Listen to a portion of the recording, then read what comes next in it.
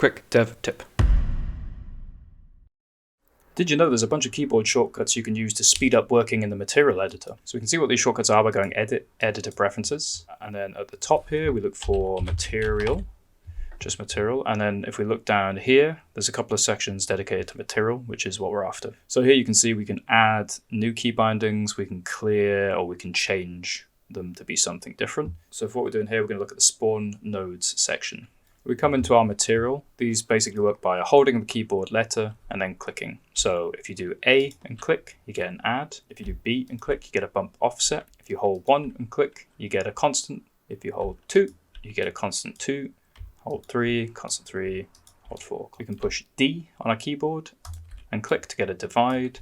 We can do I to do an if statement. We can do L to do a lerp. Hold F and click to get a function, which you can then pick whatever function you wanted.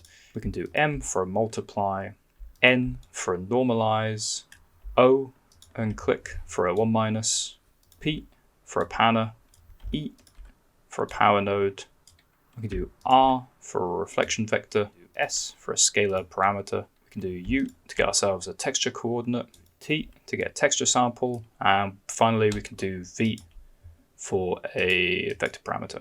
Slightly differently done, but if you hold Shift and C, you can get a component mask up. So with this kind of stuff, you can see there are a lot of them. So the ones I personally find that I use quite a lot are things, the kind of more general ones. So add, A for add, D for divide, M for multiply, L for lerp, and then as well as so S for scalar parameter, and then 1, 2, 3, 4. That's the kind of ones I use on a daily basis, really. So it's pretty much exactly the same in Unreal 5 as well. Come up to Edit, Editor Preferences.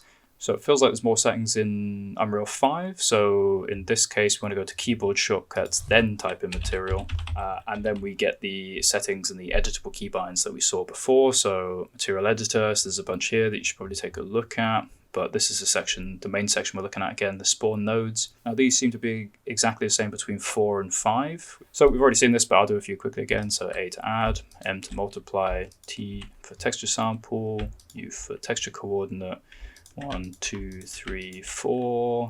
So you can see from all of this how quickly it is to make nodes. So it really is something that's very useful to kind of work into workflow. And yeah, give it a go. See if it helps you out.